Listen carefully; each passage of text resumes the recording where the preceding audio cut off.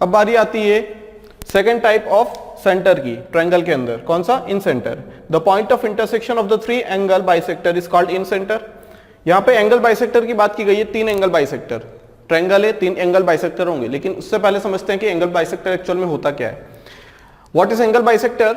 The angle bisector of an angle of a triangle is a straight line that divides the angle into two congruent angles. ठीक है, congruent बोल दें या equal बोल दें, एक ही बात है। एक ऐसी लाइन, एंगल बाइसेक्टर है, तो यहां पे ये एक कोई एंगल नहीं है, ये एंगल को बाइसेक्ट करने वाली एक लाइन है। ठीक है, तो यहां पे एबीसी एक ट्रायंगल है, मान लो हम लोग ए से डी क्या बनाए, एक लाइन बना दे, तो उसे इस टाइप से बनानी पड़ेगी। वो लाइन इस टाइप से होगी कि जो एंगल ए है, मान लो 60 डिग्री है, तो एंगल ए को वो 30 डिग्री डिवाइड कर दे, है ना? बात समझ में आ रही है? जैसे मान लो यहां पे क्या हम लोगों के पास हमने एक लाइन बना दी, मान लो पूरा एंगल 60 डिग्री है, एंगल ए बराबर अगर 60 डिग्री है, तो एंगल बाइसेक्टर क्या करेगा, वो angle A by two angle A by two कर देगा इक्वल पार्ट्स में, मतलब ये वाला एंगल ए बाई टू हो जाएगा और ये वाला एंगल ए बाई टू। ठीक है, मान लो ट्रायंगल है हम लोगों के पास, ये तो किसी भी पार्ट्स में डिवाइड कर सकते हैं हम लोग। मान लो हमारे पास एक ट्रायंगल है, ठीक है, अब हम किससे किससे डिवाइड कर सकते हैं? एबीसी मान लो ट्रायंगल है, तो हम मान लो ऐसे लाइन बना दे, मान लो एंगल ए 60 डिग्री है, तो हो सकता है ये वाला एंगल 20 डिग्री हो जाए, ये वाला 40 डिग्री हो जाए, ऐसे भी डिवाइड कर सकते हैं। ठीक है, हो सकता है ये वाला एंगल कितना हो जाए, 45 हो जाए, और एक एंगल हमारे पास कितना हो जाए, 15 डिग्री हो जाए, ऐसा भी हो सकता है। लेकिन उसे इस टाइप से डिवाइड करना, ये लाइन इस टाइप से डिवाइड करेगी एंगल को कि वो दोनों एंगल को इक्वली पार्ट्स में डिवाइड कर दे। ठीक है, एंगल 60 डिग्री है, तो उसे एंगल 30 डिग्री में क्या कर दे, डिवाइड कर दे, ये भी 30 डिग्री, ये भी 30 डिग्री। तो ऐसी लाइन को हम लोग क्या बोलेंगे, एंगल बाइसेक्टर, एडी। तो यहां पे सॉरी ये क्या है, डी है, तो यहां पे जो एडी है वो क्या है, एंगल बाइसेक्टर, एक ऐसी लाइन जो एंगल को इक्वल पार्ट्स में डिवाइड करती है। AD is the angle bisector, AD is the angle bisector. तो जिस टाइप से हमने मीडियंस के बारे में मीडियंस के बारे में पढ़ा था और सेंट्रोइड के बारे में कम पढ़ा था, उसी टाइप से हम एंगल बाइसेक्टर के बारे में पढ़ेंगे। हो सकता है क्वेश्चन में हमसे बोल दिया जाए इन सेंटर, तो इन सेंटर से हमें समझना है कि ये एंगल बाइसेक्टर की कोई चीज के बारे में बात कर रहा है, किसी प्रॉपर्टी रूल के बारे में बात कर रहा है या थ्योरम के बारे में बात कर रहा है। जैसे कि हमने पढ़ा था कि मीडियन क्या होती है, मीडियन एक ऐसी लाइन होती है जो अपोजिट जो साइड होती है उसको टू इक्वल पार्ट्स में डिवाइड करती है। ठीक है, और तीनों जब मीडियन इसी एक पॉइंट पे मिल जाएगी, point of intersection of the three median of a triangle is known as centroid. ठीक है, यहां पे क्या है, point of intersection of the three angle bisector. जहां एंगल बाइसेक्टर की बात करेंगे वहां मीडियन की बात करी थी, तो हमने मीडियंस के बारे में काफी चीजें पढ़ी थी, क्वेश्चंस किए थे, वहां पे हमने थ्योरम्स कुछ समझी थी, और यहाँ पे हम एंगल बाइसेक्टर के बारे में पढ़ने वाले हैं। ठीक है, क्वेश्चन में हमें इतनी सारी चीजें नहीं देगा, वो सिर्फ बोल देगा इन सेंटर है। इन सेंटर इसका मतलब हमें समझना पड़ेगा, हमें उल्टा चलना है। इन सेंटर इसका मतलब हाँ एंगल बाइसेक्टर की बात होगी यहाँ पे। ठीक है, किसकी बात होगी, एंगल बाइसेक्टर की बात होगी। अब वो ऐसा नहीं लिखेगा एंगल ए को हमने दो पार्ट्स में डिवाइड किया, बी को दो पार्ट्स में, और सी को जब दो एंगल्स में हमने डिवाइड किया है, तो इनका जो पॉइंट ऑफ इंटरसेक्शन मिलेगा वो क्वेश्चन इंक्लूड नहीं करेगा, वो डायरेक्ट हमें क्वेश्चन में नहीं लिखेगा, वो क्वेश्चन में हमें डायरेक्ट दे देगा कि वो इन सेंटर है। इन सेंटर की डेफिनेशन से हमें समझना है कि क्या हमें प्रॉपर्टी लगानी है, कौन सी प्रॉपर्टी का यूज करना है। यहाँ पे समझते हैं इन सेंटर के बारे में। देखो यहाँ पे हमने क्या किया कि एक लाइन बनाई, और इस टाइप से वो लाइन बनाई कि वो एंगल ए को दो इक्वल एंगल्स में डिवाइड कर रही है। ये आ गया एडी, ये एंगल ए बाई टू है, ये भी क्या है, एंगल ए बाई टू। अगर ऐसा होता है तो हम क्या बोलेंगे, AD is angle bisector, AD is the angle bisector. AD क्या है, एक एंगल बाइसेक्टर है, क्योंकि ये एंगल को दो इक्वल एंगल्स में डिवाइड कर रहा है। ये एक लाइन है, AD is a line and the angle bisector. Similarly हम बी को भी क्या करें, बी का भी एंगल बाइसेक्टर अगर बनाएं, यहां से मतलब नहीं है किस रेशो में डिवाइड करें, कोई मतलब नहीं है। यहां पे हमने इसे नाम दे दिया अगर ई, तो ये वाला एंगल बी बाई टू होना चाहिए, और ये वाला एंगल बी बाई टू। ठीक है, सिर्फ यही कंडीशन है। यहां बात करें अगर हम, ठीक, तो ये एंगल सी बाई टू होना चाहिए, और ये एंगल सी बाई टू। ठीक है, ये इसे नाम दे दिया एफ। ठीक है, तो हम लोग क्या बोल सकते हैं यहां से, ए डी क्या बोल सकते हैं, A D BE and CF are are the angle bisector of the triangle. और ये जो पॉइंट ऑफ इंटरसेक्शन हमें जो मिला है उसी को हम क्या कहते हैं, पॉइंट ऑफ इंटरसेक्शन। इसे वो बोल दिया तो ये क्या है, इन सेंटर। जब पॉइंट ऑफ इंटरसेक्शन मिलेगा उसी को क्या कहा जाएगा, इन सेंटर। अब इसकी अलग अलग प्रॉपर्टी होती है, हम लोग क्या पढ़ेंगे, हम लोग इन सेंटर के बारे में ज्यादा डीपली नहीं पढ़ेंगे। सिर्फ इन सेंटर तो हमें ये याद रखना है कि जहां एंगल बाइसेक्टर एक जगह पे मीटअप करेंगे या point of intersection of the angle bisector of a triangle, उसी को क्या कहा जाएगा, इन सेंटर। अब एंगल बाइसेक्टर की जो की बात निकली है तो हम एंगल बाइसेक्टर की बात करेंगे। जैसे हमने सेंट्रोइड के केस में जब मीडियन से वो बनाया था कि the point of intersection of the three median of a triangle is known as centroid, तो वहां हमने सेंट्रोइड की कम, मीडियन की प्रॉपर्टीज ज्यादा बड़ी थी। सिर्फ हमें इतना याद रखना है कि क्वेश्चन में कभी भी बोला जाएगा तो हमसे सिर्फ इन सेंटर बोला जाएगा, उससे हमें कंक्लूजन ये निकालना है कि यहाँ पे एंगल बाइसेक्टर की बात होगी, बस और कुछ नहीं। बात समझ में आ गई? तो यहाँ पे अब लोग बात करने वाले हैं एंगल बाइसेक्टर्स की। अब बात करते हैं how to prove angle bisector theorem. हमें पता है एंगल बाइसेक्टर क्या होता है, दो इक्वल एंगल्स में डिवाइड करता है। क्या करता है, दो इक्वल एंगल्स में, मान लो ये क्या है थीटा, तो ये भी क्या होगा थीटा। मतलब अगर हम पूरा 2 थीटा मान लें तो एंगल बाइसेक्टर क्या है यहाँ पे एडी, जो कि क्या कर रहा है, एंगल को 2 इक्वल एंगल्स में डिवाइड कर रहा है। ठीक है, अब प्रूफ करना क्या है, ठीक है, हमें प्रूफ क्या करना है, देखो यहाँ पे A B upon B D, angle bisector theorem ये बोलती है कि A B upon B D is equal to A C upon C D. Clear, ये हमें क्या करना है, प्रूफ करना है। अब प्रूफ कैसे करें हम लोग, मान लो हम लोग क्या करते हैं, यहाँ पे ए बी के पैरेलल हमने एक लाइन बना दी, ठीक है, और यहां से इसे क्या कर दिया, मिला दिया। बात समझ में आ रही है? A B is parallel to, इसे हमने नाम दे दिया ई। हम क्या बोलेंगे यहाँ पे प्रूफ करेंगे, तो यहां पे हम बोलेंगे A B is parallel to C E, A B is parallel to C E. हमने एक लाइन बना दी यहाँ पे। हम एक चीज यहां से देख पा रहे हैं कि अगर ये वाला एंगल हमारे पास क्या है, थीटा है, तो ये वाला एंगल भी क्या थीटा होगा। भाई angle between the parallel line हम लोग पढ़ चुके हैं, ये दोनों क्या है, पैरेलल लाइन है, ये क्या बन जाएगा, अल्टरनेट इंटीरियर एंगल। ठीक, यहां पे मान लो क्या है, अल्फा है, तो क्या ये भी अल्फा होगा क्या, क्यों, वर्टिकली अपोजिट एंगल है ना। ठीक है, सभी का यहां पे यूज आने वाला है। अब हमने देखा कि A B is parallel to C E है। अगर यहां से हम देखें तो हमने साइन रूल के हिसाब से क्या देखा था कि थीटा के अपोजिट वाली साइड यहां पे अगर हमने लिख दी है, मान लो हमने लिख दिया है यहां पे बी डी, क्या लिख दिया यहां पे हमने लिख दिया बी डी, जो कि क्या है, किसकी अपोजिट साइड, थीटा की। तो यहां भी थीटा की अपोजिट साइड क्या है, सी डी है। यहां पे यहां अल्फा के अपोजिट साइड क्या है, ए बी, यहां अल्फा के अपोजिट साइड क्या है, ई सी। ठीक है, लेकिन हमें क्या प्रूफ करना है, B D upon C D है, A B upon B D है। ठीक है, कोई बात नहीं, हम लोग ए बी के अपॉन बी डी को ले जाते हैं और ई सी अपॉन सी डी। अब देखो सी डी भी है, लेकिन क्या ए सी बराबर ई सी है, क्या ए सी बराबर ई सी है? हाँ बिल्कुल है। क्यों? क्योंकि अगर हम ऐसा देखें, ये क्या है, डी है, ये सी है, और ये ए है, और ये ई है। ये एंगल क्या है, थीटा, ये भी एंगल क्या है, थीटा, क्योंकि एंगल बाइसेक्टर है, दोनों एंगल क्या होंगे, यहाँ पे इक्वल होंगे। तो हम लोग क्या बोल सकते हैं कि एक ही ट्रायंगल, सिर्फ एक ट्रायंगल की बात करें, पूरे को ट्रायंगल मानेंगे हम लोग। ठीक है, तो अगर इस ट्रायंगल की बात करें हम लोग, तो जो थीटा है उसकी अपोजिट साइड, और यहाँ भी थीटा है, ठीक है, तो एंगल के अपोजिट साइड, अगर दो एंगल इक्वल है तो उनकी अपोजिट साइड भी एक दूसरे के इक्वल होने वाली है। और ये कौन सा ट्रायंगल बनता है, ये आइसोसेलेस ट्रायंगल बनता है। कौन सा बनता है, आइसोसेलेस ट्रायंगल। साइन रूल के हिसाब से हमने पढ़ लिया सारी चीजें, बात समझ में आ गई। लेकिन ये सिर्फ इसी में एप्लीकेबल है, किसमें एप्लीकेबल है, सिर्फ अगर एक ट्रायंगल हो तो। अगर हमारे पास एक से ज्यादा ट्रायंगल है या दूसरा ट्रायंगल इंक्लूड कर रहे हैं, उसमें भी एंगल थीटा, तो ये एप्लीकेबल नहीं है। मान लो हम लोगों ने यहां एंगल बना दिया थीटा, यहां भी एंगल बना दिया थीटा, बात समझ में आ गई।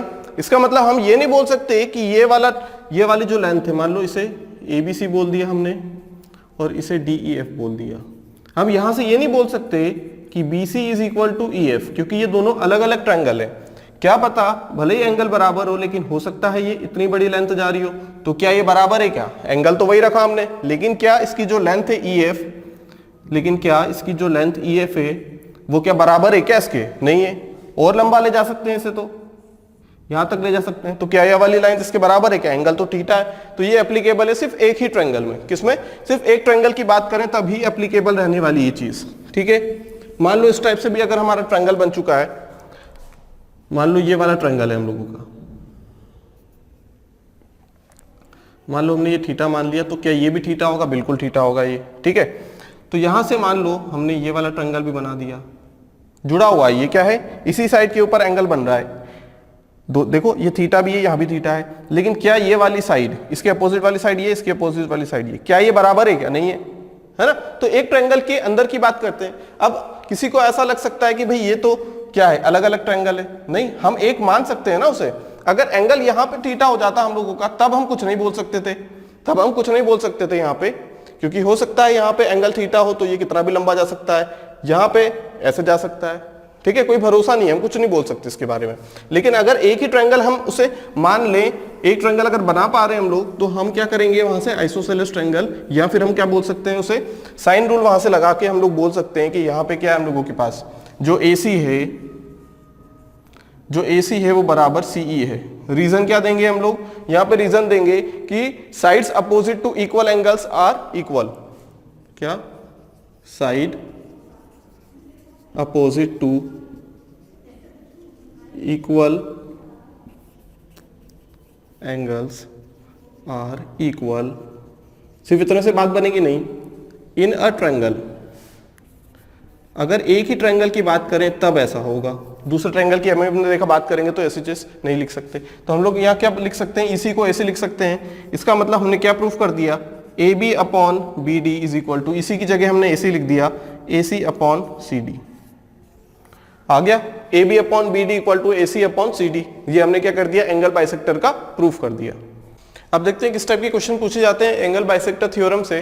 पहला क्वेश्चन हम लोगों के पास, एक ट्रायंगल दिया हुआ है ABC, वहां पे एंगल A का बाइसेक्टर है AD, ठीक है।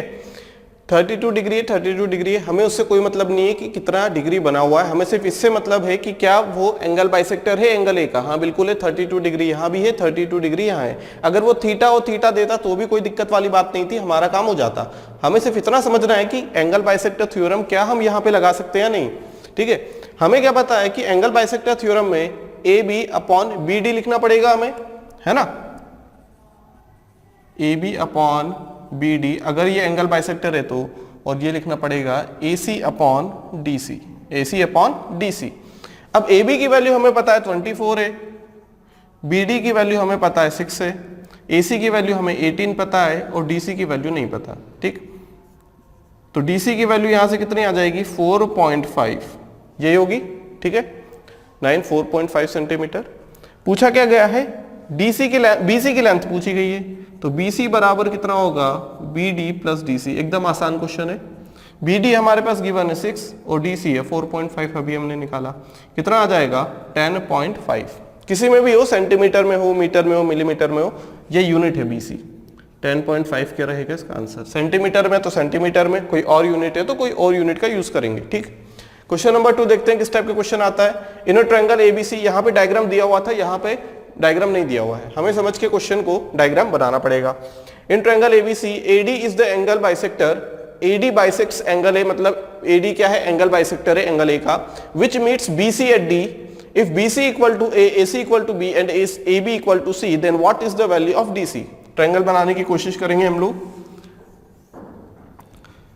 यहां पे बोला क्या गया है? AD बाइसेक्ट्स एंगल A, पिछला वाला डायग्राम ही बनेगा, हो सकता है ये एंगल थीटा हो, हमें कोई मतलब नहीं है। बता दिया गया है कि बाइसेक्ट हो रहा है, इसका मतलब एंगल बाइसेक्टर थ्योरम लगा सकते हैं हम लोग, ठीक है। और क्या बोला गया है? बोला गया है BC बराबर A, ये पूरी जो लेंथ है वो है A, ठीक है। AC बराबर B एंड AB बराबर C, ठीक। और क्या बोला गया हमसे? देन DC इक्वल टू, देखो हम लोगों ने भी यही पढ़ा है कि एंगल A के अपोजिट में A मानना है, B के अपोजिट में B। ये कोई जरूरी नहीं, कोई इंपॉर्टेंट चीज नहीं है, लेकिन फिर भी मैक्सिमम टाइम यूज करते हैं, इसलिए एग्जामिनर ने भी यही दिया है हमें। क्या निकालना है? DC निकालना है। एक काम करते हैं हम लोग, मान लेते हैं यहाँ पे कि ये जो DC है हमारे पास X, DC क्या है हम लोगों के पास? X। एंगल बाइसेक्टर थ्योरम क्या बोलती है? AB upon BC, sorry AB upon AD is equal to AC upon DC। AB की वैल्यू कितनी है C, AD की वैल्यू कितनी है, सॉरी BD, ये BD आ जाएगा यहाँ पे, AB upon BD equal to AC upon CD।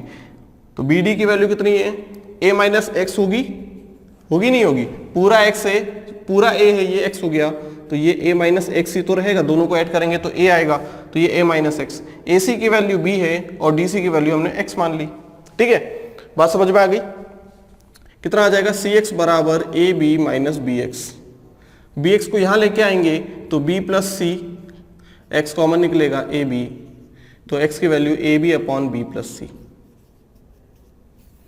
ठीक है, कोई जरूरी नहीं है कि DC को ही हमें x मानना है, इसे भी x मान सकते थे, इसे A माइनस एक्स। फिर क्या करेंगे, x की वैल्यू निकालने के बाद क्या आंसर आ जाएगा, नहीं, तब हमें क्या करना पड़ेगा, x जो निकलेगा वो BD का आंसर है, A माइनस एक्स करेंगे तब जाके DC का आंसर निकलेगा। लेकिन अगर डायरेक्ट हमने क्या मान लिया, शुरू में ही इनिशियली हमने DC को x मान लिया, तो सिर्फ x की वैल्यू हमें निकालना है, जो कि क्या होगी, AB upon B plus C। यहां देखते हैं सबसे पहली चीज हम लोगों के पास क्या है, एंगल बाइसेक्टर थ्योरम तो हमने पढ़ लिया है। अब देखते हैं कि अगर हमारे पास एंगल बाइसेक्टर से किसी ट्रायंगल में, तो वहां से एंगल कैसे निकाला जाए। ठीक है, in the triangle ABC, if OB and OC are the bisectors of the angle B and angle C, then angle BOC is equal to 90 degree plus angle है, एंगल BOC, ये वाला जो एंगल होने वाला है ना, ये कितना हो जाएगा, 90 degree plus angle A/2। Clear है बात यहां तक। ठीक है, क्या हम इसे आई सेंटर बोल सकते हैं कि अगर हाँ हम लोग A से क्या कर दे, एक लाइन पास कर दे, तो ये क्या बनेगा, आई सेंटर। ठीक है, इन सेंटर बनेगा। ठीक है, बात समझ में आ गई, जिसे हम आई से डिनोट करेंगे। लेकिन यहाँ पे दो बाइसेक्टर है हम लोग, तो इसलिए अभी हम लोग नहीं बोलेंगे कि क्या है, ये इन सेंटर है। ठीक है, क्वेश्चन में हमें जरूरी नहीं कि हर बार बोला जाए कि इन सेंटर है। इन सेंटर बोला जाएगा तब तो ऑब्वियस सी बात है कि यहाँ पे एंगल बाइसेक्टर्स होंगे ही, लेकिन कभी कभी क्वेश्चन में हमसे ये बोल दिया जाएगा, जैसे यहाँ पे कंडीशन दी गई है कि एंगल बी और एंगल सी क्या है, angle bisector of angle triangle ABC. लेकिन यहाँ एंगल ए के बारे में कोई भी बात नहीं की गई है, तो हम अपना दिमाग लगा के यूज नहीं करेंगे। ठीक है, हम लोग सिर्फ इसी पे ध्यान देंगे, हम लोग इसे आई सेंटर नहीं लिखेंगे। अभी पूछा क्या गया है, पूछा गया है कि एंगल बीओसी कितना होगा, ये तो हमें पता है, लेकिन आया कहां से ये हमें देखना है, इसका मतलब हमें नहीं पता है अभी। ठीक है, अब देखा जाए तो ये एंगल पूरा बी है, ये एंगल पूरा ए है, ये एंगल पूरा सी है। ये एंगल बाइसेक्टर है, तो ये हो जाएगा एंगल B/2, ये हो जाएगा एंगल C/2। क्योंकि एंगल बाइसेक्टर है तो हाफ ऑफ एंगल में डिवाइड कर दिया। और ये कितना है, मान लो ये थीटा है, कितना है हम लोगों के पास, एंगल थीटा है। या फिर हम लोग क्या बोल दें, इसे थीटा ना बोलते हुए एंगल BOC ही बोल दे, डायरेक्ट एंगल BOC बोल दें। तो एक चीज हमें समझ में आती है कि किसी भी ट्रायंगल में, अगर ट्रायंगल हम BOC की बात करें, अगर हम ट्रायंगल BOC की बात करें, तो angle B/2 plus angle C/2 plus angle BOC is equal to 180 degree. Sum of all the angles of a triangle is equal to 180 degree. वहां से हमने इस प्रॉपर्टी का यूज किया, तो यहां से हमने लिख दिया कि तीनों का समीशन होगा, तीनों एंगल्स का समीशन 180 डिग्री। बड़े वाले ट्रायंगल की बात करें तो हम बोलेंगे angle A plus angle B plus angle C बराबर 180 डिग्री। अब हाफ एंगल कर दें, इसका भी हाफ ले लो, इसका भी क्या कर दो, हाफ, सभी में हाफ। एंगल A/2 कर दिया, ये एंगल B/2 कर दिया, एंगल C/2 कर दिया, इसे का भी आधा कर दिया, सभी को आधा आधा कर दिया हमने। एंगल A को भी आधा कर दिया, एंगल B को भी, एंगल C को भी, तो 180 डिग्री का भी आधा हो जाएगा फिर। ठीक, तो यहां से हम लोग देखें अगर, तो angle B plus angle C की वैल्यू क्या आ जाएगी, sorry angle B/2 plus angle C/2, 90 degree minus angle A/2, 90 degree minus angle A/2। Clear है इतनी बात। तो क्या हम यहां से B प्लस C की वैल्यू, ये B प्लस C की वैल्यू यहां पुट कर दें अगर, तो बिल्कुल यहां से एंगल BOC आ जाएगा हमारा। तो हम लोग क्या बोलेंगे, एंगल BOC कितना है, 180 degree minus angle B plus angle C। ठीक है, 180 degree minus angle B plus C/2 हो जाएगा ये। ठीक है, और क्या कर सकते हैं हम लोग, यहां से angle B/2 plus angle C/2 की जगह 90 माइनस एंगल A/2 रख देते हैं। ठीक है, तो क्या हो जाएगा यहां से, इसे इसमें पुट नहीं करवाते हैं हम लोग यहां पुट करवा देते हैं। एक ही बात है वैसे तो, कोई दिक्कत नहीं है, हमने यहां पुट करवा दिया।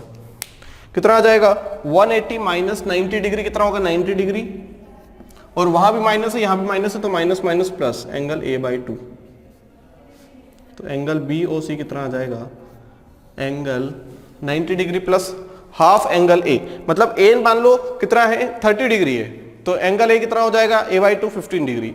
ठीक है, बात समझ में आ गई।